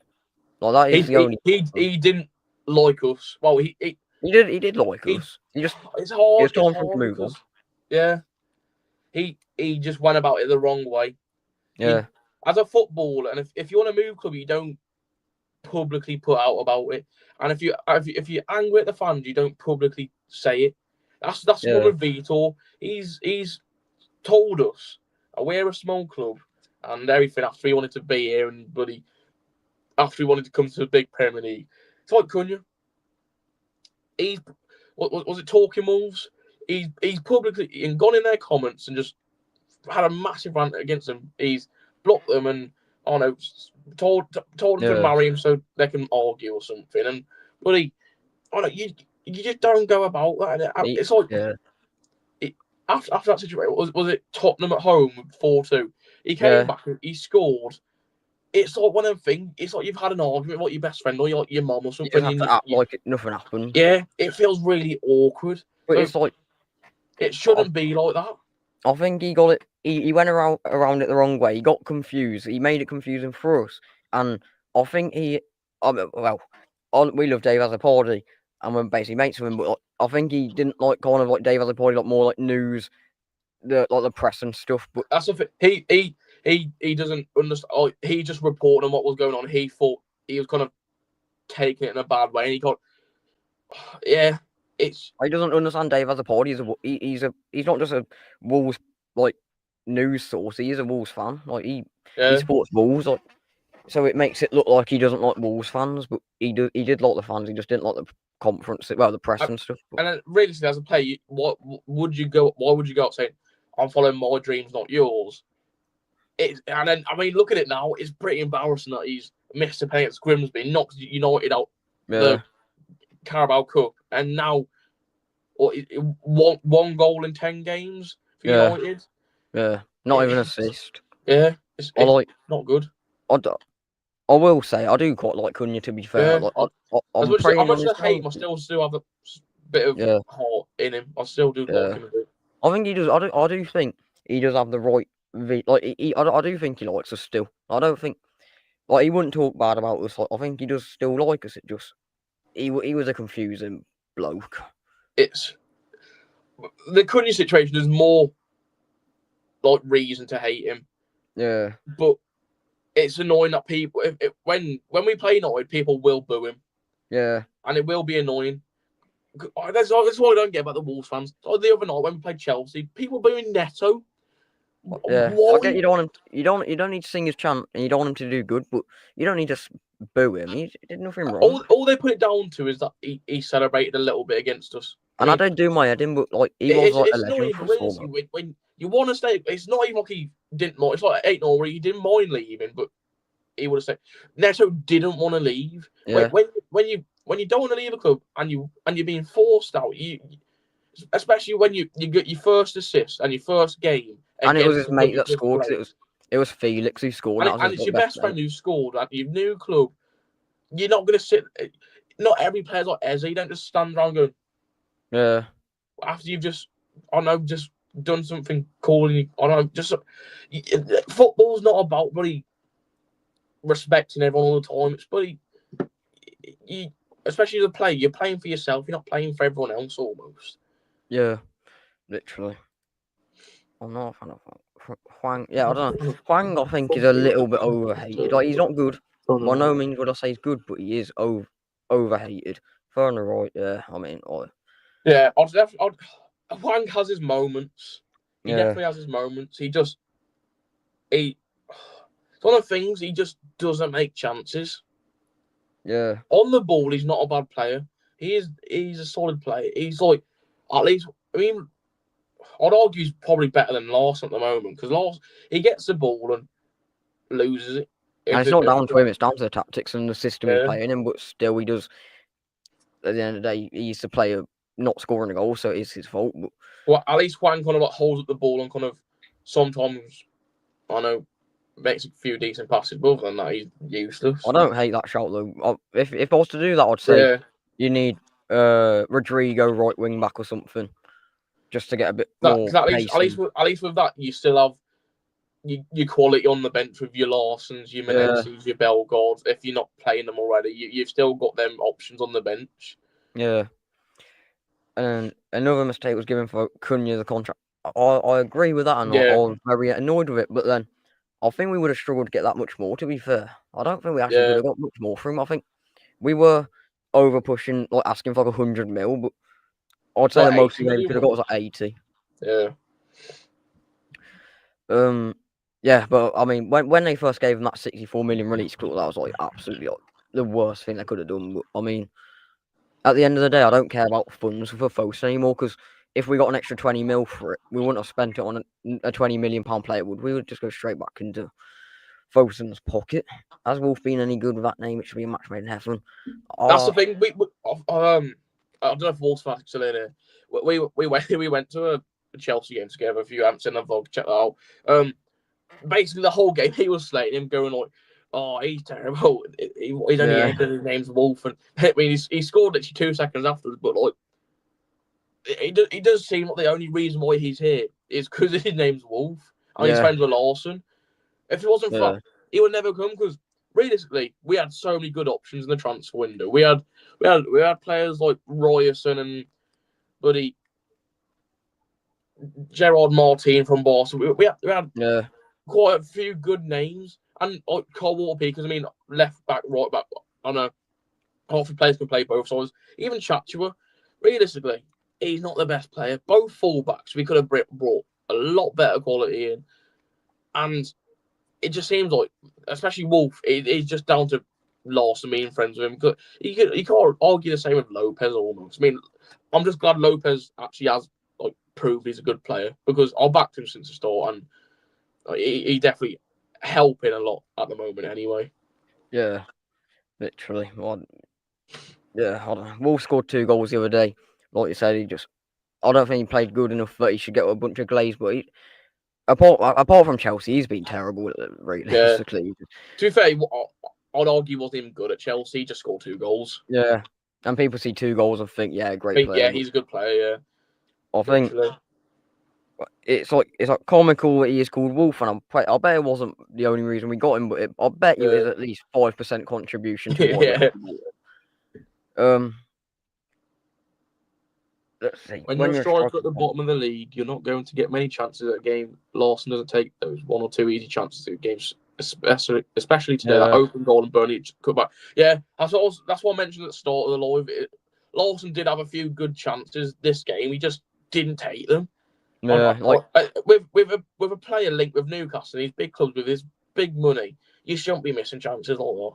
Yeah, it's like I do feel for him because I think he's been in the wrong system and he's getting treated wrongly by Vitor's poor tactics. But when realistically, he should have 50 chances say 30 chances a season, and he should be scoring like 10 of them. But when you do only get 3 or 4 chances in a couple of games, you got to take them.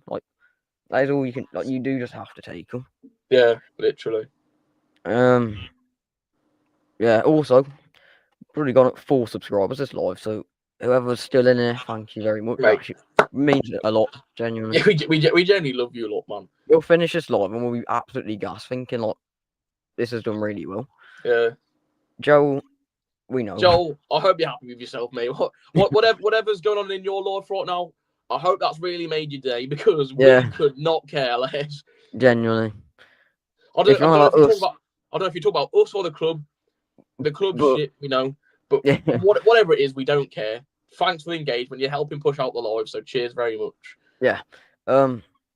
So any last questions word from anyone before we wrap it up here, because it's been going a lot longer than I thought we would and done a lot better. So hope everyone has actually enjoyed it. Oh yeah, hope everyone's actually enjoyed because we've had this idea for a little bit. It's just we didn't know when to start because we didn't know if we'd actually do anything. We didn't expect people to actually talk and join and whatnot. Yeah. So if there's not any last questions, we'll wrap it up here. But this has done very well and does really mean a lot. So thank you. Should we quickly obviously we're going in our preview, but should we quickly touch about Chelsea next week then? Yeah. While people are sending their comments and stuff through. Yeah. So, yeah, we will do the previews. Make sure you check that out. But yeah, Chelsea, I mean, no one's... if anyone expects us to win, then you must be having a good day. I know. We try so much to back them in our previews. I don't think we've been correct once. Yeah. Never once. Yeah. I feel like sometimes I back us, sometimes I don't. But the games I've probably not backed us is probably the ones we got draws in. Because I don't think we got it right at all. But I think it's going to be... Without going too detailed into it, who do you think's going to play? Or who deserves to play after... Well, I'll say... who do you think, what is your lineup for Chelsea? Okay, lineup. Goalkeeper, Sam Johnson. Right back, Chatua. Centre back, I'll play full back. I'll go Santi and I'll go Krejci. Left back, Hugo. DM, I'll go Gomez. Actually, no, I'll go Andre. And I'll play one of the two and we'll swap them over at 60 minutes. And then Up front, Lopez, Rodrigo, Tolu, and then attacking midfielder would be Bellegarde or Manetzi. Either or are kind of basically good as each other, but yeah, I want a front three with wingers like Rodrigo and Fer Lopez. Fer Lopez is more Sarabia, cross the ball in, Tolu kick it in, and then Rodrigo is just a spark, like hard to keep up with player for the defenders. Yeah. Marlo, I'd go goalkeeper Sam Johnson. I say probably same back line. What was it? Hugo, Krejci, Santi, and Chachua. Yeah, Rodrigo. yeah, You said. yeah. What you just said without Rodrigo. Yeah, and then DM. I don't know. To be fair, I probably not good. I was going to say maybe Manetzi, but I feel like trying something different in this time is not great. I don't know. I'll go Manetzi just because he does play there, and so I do think he'd play there. And then centre mids, two centre mids. I'll go Andre Bellegarde, and then who I've got left for front three. Actually, no, yeah. Andre Gomez, and then I'd go Bellegarde, Lopez, Tolu. Fair enough. It's not going against your lineup, but one thing I think we've been missing for the last couple of years is wingers. I think wingers, yeah. That's why Lawson ain't scoring, because he's got no service. We need wingers. That's what I loved. I'm not just saying just because I love Pedro Neto. Just that season, the football was just beautiful. Yeah. We just the way we played. Like Hwang was good then. So even when we played him in the middle or on the side, even when we alternated it between Hwang and Cunha, or even all three of them can basically play right winger, left winger, and striker. So whoever played where, they all did the same job, and it was just beautiful. When I remember Neto's goal against Luton, where he just ran. Yeah. We had pacey players. We had such a cool lineup that season. It was like there's like a high chance of like that Pedro Neto is Rodrigo Gomez. It's just he's not given that. He's not in that position. He's not in that chance, like getting them chances to play like that. Because I feel like we're in such a strict tactical like position that like players get no creativity at the moment. Like I don't know why, if it's a formation or what. But I feel like no one is getting a chance to be creative. But yeah, I mean, gonna go score predictions then. Yeah, summing up the Chelsea thing, I'll say. Thing is, we lost. We went 3-0 down in the first half the other day, and that was our second team. So, you know, I'll just say I'll go 3-0 to them, just because. I was literally going to say the exact same thing. I do give up backing us. Like we will just get battered realistically. I doubt we concede more than we did in the cup, but I can't see us scoring against a stronger Chelsea side. Like, really, is that actually going to happen? Yeah, literally. Okay. Great content, lads. Will the next live after the match that is down to Alfie. So be available. I can say. That's all I can say. Because next week I'll be at my dad's, I think. So unless plans change, then probably not. Unless maybe. Do you know what is like your ideal time for live? Because could possibly. Just let us know. We could do something like it could be like a Friday night or something. Well, Thursday, Friday night, something like that. It's just, would people do it at that time? I don't know. Yeah, I don't know. We'll see what we can do. If not, you almost go to your dad's every other week. So if not, it'll be every 2 weeks alive. It'll be like not this Saturday. It'll be the one after. Well, no, it'll be this one, then not the next one, but the one after that. But every other 2 weeks. But I mean, if we can't get one out on the weekend, I'm sure we'll try to do one like Thursday night or something. Like we'll get one in. But yeah, thanks for the support, Cloister. Good inputs. And then, is there a world where Holman and Mane make it to the first team of the season, given our abysmal forward? That's what I want Mane to get in. Because against Chelsea, if any of you know, but Mane got dropped for the under-21 team the day before. So everyone was thinking Mane was going to be in the squad, but he wasn't even on the bench. Was he not? I felt like he was on the bench. Was he not? No, he wasn't even on the team sheet at all. Yeah, that's So weird. it was weird. Like, everyone thought he was going to play, but then he just didn't. And then I put it in one of my videos the other week. I think the press conference one for Sunderland, Burnley, one or two, I don't know. Vitor basically said Mane would never get a chance in the first team if the state of the club is like this. Yeah, which is you can kind of understand it, but then like, how are you ever going to give these players a chance? I can't say I've seen much from Mane that's made me think like he needs to be in a team. But the thing that makes me think he needs to be in a team, he's got something to prove. Like he needs to prove himself. He has a reason. Like whether the players we've got like Manetzi and whoever we've got, whether they play good or not, they're getting the same wage as they are going to get in 2 years. Like they're getting the money they're getting. But Mane, not even down to the money, but he's got to prove himself to get in the team. So he will be on his 100% every single game.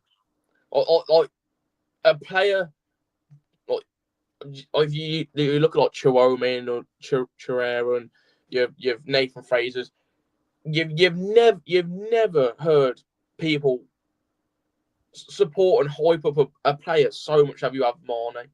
Yeah. I don't know if it's just me who thinks that, but I've never seen so much people think there's a quality in Mane, which makes me think that there is definitely a chance for him out there. Yeah. This is why I don't see, even if it's like a 80th minute sub or like he deserves a few minutes in the league, I do think. Oh, he's that quick, like Pedro Neto character was on about. Well, that's like he's quick. He's got passion. He's got something to prove. Like he will go out there and try to do something. He'll put 100% in just to prove. He'll prove that he wants to be there.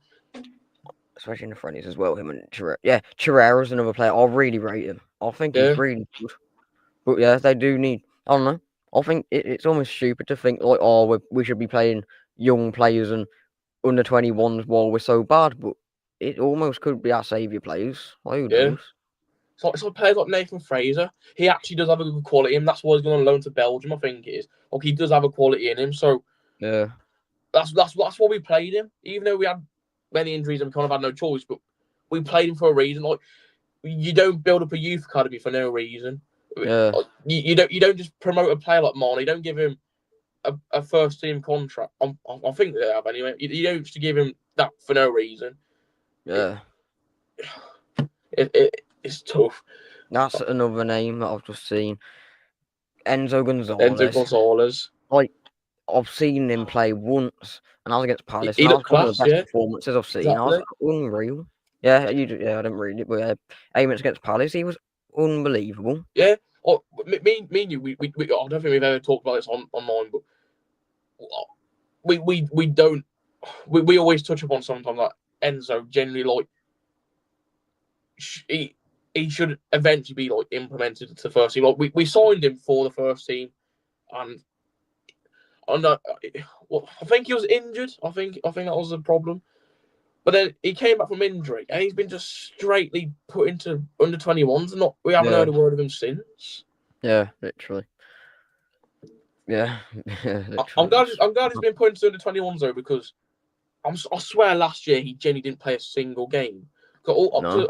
If you follow him on social media, you see he was injured, he's only posting about his international. He's like, was it Chile or Peru? I don't think I even remember. No. Yeah, Peru or something. Don't matter. I don't remember. But yeah. I mean, he got that injury, but he's a good player, man, and I don't know why they've not even tried to incorporate him. Like, we will actually wrap this up soon because like it's getting late and we'll let you get to bed. But like, one last name is who was left the club is Chiquinho. I rate that man a lot. Like that pre-season. Was it this one or 2 years ago? But even remember last year when I think it was last year when we played Leipzig in America and all that. Yeah, that one. Yeah, last year he was unbelievable. He was like, even when he played with him and Guedes in that Burnley game in the first time he played in the Carabao Cup against Burnley, he was unreal. Chiquinho, I just don't understand what we get rid of these good talents, or even just not implement them into our team. I know we can't just sack the idea off completely. It's weird. I was so shocked when when we put him on loan and like ended up selling him. Yeah. He was really good. It's a weird one. But it's got it's not really youth coming, but Lima. I feel like even Lima, because if you look, it was West Ham. I think it was in the preseason last year. That ball from him to was it Rodrigo Gomez? Yeah, I think so. I remember that one goal. It must have been almost the halfway line. Now in America, them though, it was playing like prime Barcelona. Yeah. Never seen that since. But yeah, Lima. I'd rather him over Hoover. I'd rather just sold Hoover. Yeah. Yeah, Paraguay. That's it. Paraguay, yeah, that's the one. Favorite player I've seen in that academy. This is like reminiscing all these old names. Lemberkeeser was an absolute baller because he actually got into the first team for a bit, but he was really good. But yeah, okay. I'll say we call it a day / night. I had one thing in mind. What was it now? Oh, that's gonna bug me. Yeah, doesn't matter. Well, we have gone up 5 subs this lot, so if anyone in this sub, yeah. Sorry to interrupt you. We'll carry on afterwards. But another problem about Ladislav. He's our best player, and there's no chance he's signing on permanent with us. I don't know. I feel like we'll be obligated to, though, because I hope so. But every loan deal recently just seems to have a clause where if you play a certain amount of games and you have to. So I do think we'll end up getting him. But if we can't sign him, then we're finished. Yeah. Yeah. That could be a problem, but yeah. Well, yeah. Back to as I was saying, 5 subs is very good for us. Like, yeah, we've been going like major recently, and we do actually appreciate it a lot. Yeah. So yeah, almost at 200. Our goal is 300 by the end of the year, whether that's possible or not. But 5 subs in our live is good, considering we didn't expect it to do this good. So big thank you, and the live is doing a lot better than I expected. I think we peaked at like 18 viewers. That is like really. I haven't even checked the live count. We're on 11 at the moment, but sort of dropping for a bit. It was on like 5 or 10 minutes ago, but yeah, we're kind of doing good here. Like, we're on like 16, 17 for a bit, but yeah, it's done well. So big thank you, and we'll definitely do them again if it's going to do like this. And to everyone in the chat that's got involved, it gives us something to speak about. Not just sat there doing nothing. So it means a lot. And I mean, if on future lives, if any of you want to get involved on the panel, you can do if you want. If you just let us know beforehand, or even just let us know what creators you want to see if we can attempt to get on, maybe. Yeah. Anything to improve and get just grow our channel a bit, or just please you guys. We just good. If you want information on lives, the best place is probably our Instagram. So go check out TheBoysInOldGold on Instagram. Yeah. Or we'll probably put on our story or something or post. But yeah, that is probably I'm going to see if we can use a community tab as well. If that helps any of you out, we'll see if we can try sort that out. So yeah, that's pretty much it. That is pretty successful. So thank you to everyone who watched. Yeah, thank you very much. And hopefully this can be a regular thing because pretty good. We've got a few videos. We've got a few videos planned.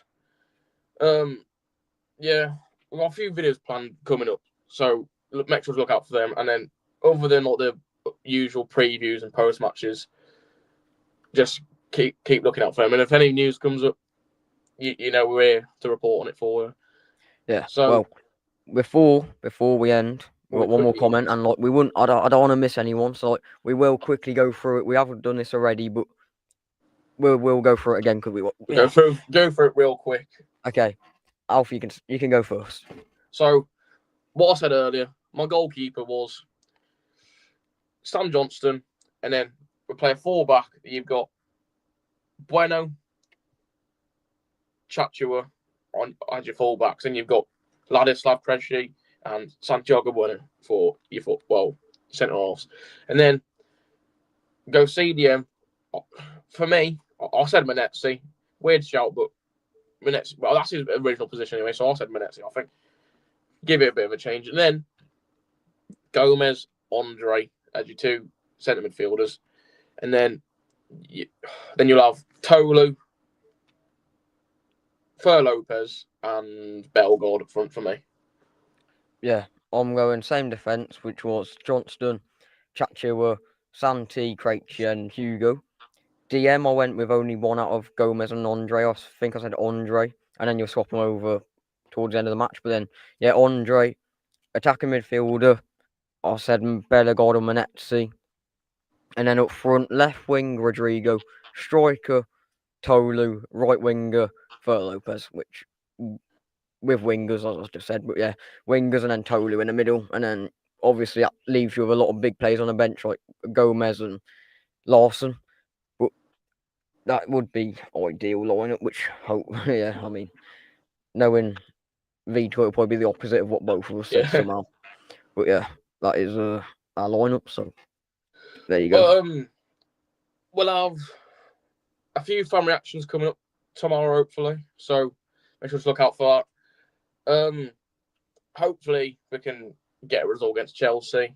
Hopefully we can also upload what video comes out next week. He wants to be a millionaire as the next big ball. Yeah, that one. Yeah. George Talks Wolves, which is it should be a good one. A spoiler if you're in the live. It's a bit of a spoiler. Yeah, there you go. But yeah, that is the next big video. But yeah, keep an eye out for that one. It is getting quite hard to get these big videos out because it takes a long time to edit, but it will be out next week. Yeah. And it doesn't have that on my PC either, so yeah. So there you go. He broke his PC. But yeah, end the live here. Hope everyone Thank you very much for watching and staying tuned. You've basically made our nights because we will be going on about this the next 2 hours about how happy we are about how well it done. So thank you for everyone who stayed here for basically throughout the whole live. Even bigger thanks, or even if you've just tuned in, or just thank you to anyone who's here. Big shout out to Cloister because he has probably been here the longest and inputted the most and got some good opinions. So thank you for supporting. Cloister, few other names. Russ Roberts, if you're still here, thanks to him. Yeah. We had that's Nabil, thanks to him. Wolves Fanatic jumped in a bit. Darrell jumped in a bit. Thanks to Joel Richards for calling us shit. So yeah, whatever he's on about. And Saulus Malone, who's just tuned in, but yeah, late joiner, but hopefully you can join a bit earlier for our next ones. But thank you for joining. Whoever's still viewing now, thank you very much. Yeah, everyone in the live. You're probably not here, but Wolfpack at the start got a cool comment to get straight away. So big shout out to Wolfpack, and then Pokey Wolf New Zealand was first person in, and some international fans over right now. So yeah, that's just what we do. Cool. So thanks for the support, Alfie. Anything else to say? No, we'll see you in the next one. This will probably be uploaded to the channel as well. Yeah. If you're watching this on Catch Up, then appreciate you for watching this as well. Yeah. Cheers very much and boom.